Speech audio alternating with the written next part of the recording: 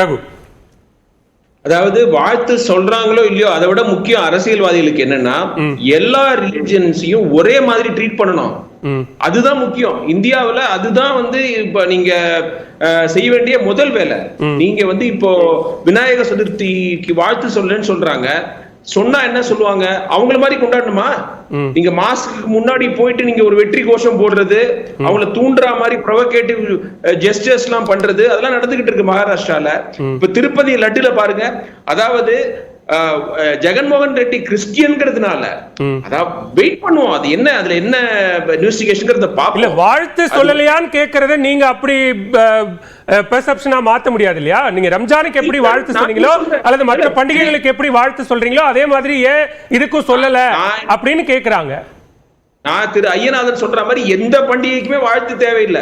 அரசுக்கு அரசாங்கத்துக்கு அல்லது அரசியல்வாதிகளுக்கு தேவையில்லைன்னு தான் நான் நினைப்பேன். ஆனா மக்களுடைய வாக்கு வேணும்னா எல்லாருக்கிட்டையும் எல்லாருக்கும் வாழ்த்து தெரிவிக்கணும், பொலிட்டிக்கலி கரெக்டான விஷயத்தை பண்ணணுங்கிறதுக்காக பண்றாங்க. பட் அவர் வாழ்த்து தெரிவிக்கலங்கிறதுனால அவர் இந்து மதத்தை அவமதிக்க தானே எடுத்துக்க கூடாது. இப்ப திமுக இருக்கிறவங்களே ஹிந்துஸ் தான். அவங்க இப்போ அவர் தீபாவளிக்கு வாழ்த்து தெரிவிக்கலன்னு ஓட்டு வாங்காமல இருக்கிறாங்க. திமுக எத்தனை முறை ஆட்சியில் இருந்திருக்கிறாங்க. அதாவது அரசியல் வேற, மதம் வேறங்க. இங்க இப்ப பிரச்சனை பிஜேபினாலதான் இந்த குழப்பம் வருது.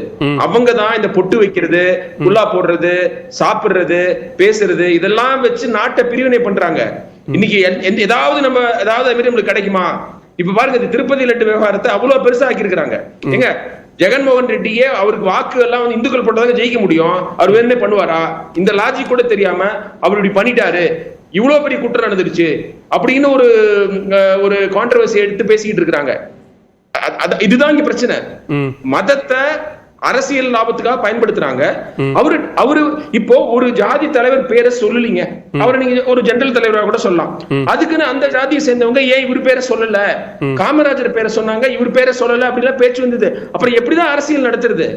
எல்லா நீங்க சொல்ற பாக்ஸ் எல்லாத்தையுமே டிக் பண்ணோம்னா அவரை நீங்க எல்லாத்துக்குமே ஜட்ஜ் பண்ணிக்கிட்டே இருப்பீங்களா?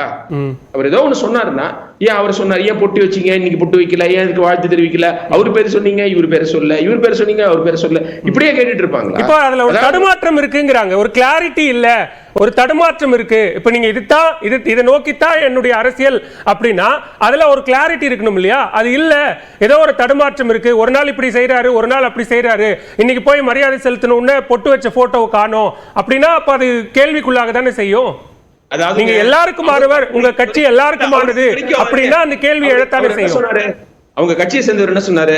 அம்பேத்கர், அதுக்கப்புறம் பெரியார், காமராஜர், இவங்கெல்லாம் அண்ணா, இவங்கெல்லாம் அவர் ஃபாலோ பண்ணுவாருன்னா அவங்க கொள்கைகள் என்ன தப்பு இருக்குன்னு சொல்லுங்க நீங்க. இப்ப அவர் யாராவது தவறான யாரையாவது ஃபாலோ பண்றாரா? யாரையாவது சொல்லியிருக்கிறாரா விஜய்? அவங்க இப்ப பெரியார் பத்தி குறை சொல்றவங்க என்ன, அவர் மேல என்ன பிரச்சனைன்னு சொல்லிட்டோம். நாம் தமிழர் கட்சியா இருக்கட்டும், பிஜேபியா இருக்கட்டும், பெரியார்கிட்ட என்னங்க பிரச்சனை அது சொல்லுங்க.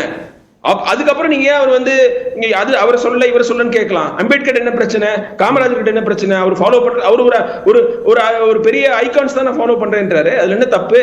அவர் ஏன் பண்ணல, இவர் ஏன் பண்ணல, அதுக்கே வாழ்த்து தெரிவிக்கல, இதுக்கே வாழ்த்து தெரிவிக்கலங்கிறதுலாம் முக்கியமான பிரச்சனை கிடையாது. அவர் இன்க்ளூசிவா இருப்பாரா? இப்ப நாட்டுல பிரிவினைவாதம் அதிகமாயிடுச்சு, மதத்தை சாதியை பயன்படுத்தி அதுக்கெல்லாம் ஒரு காயம் போடும் மருந்தா இருப்பாரா? ஸ்பேஸ் இருக்கா? இருக்குது. ஏடிஎம்கே ஜெயலலிதா இருக்கும்போது இருந்த ஸ்ட்ரெngth இருக்குதா? பிஜேபி நினைச்ச மாதிரி வளர்ந்துருக்குதா? இப்போ நான் என்ன கேக்குறேன், டிஎம்கேல புதுசா போறவங்களுக்கு உடனே வாய்ப்பு கிடைச்சிருமா? எவ்வளவு பெரிய கியூ இருக்குது. மினிஸ்டரோட பசங்களுக்கு எல்லாம் உங்களுக்கு சீட்டு கிடைக்கணும், அதுக்கப்புறம் தான் சாதாரண ஆட்களுக்கு எல்லாம் ஹார்ட் ஒர்க் பண்றவங்களுக்கு எல்லாம் கிடைக்கும்.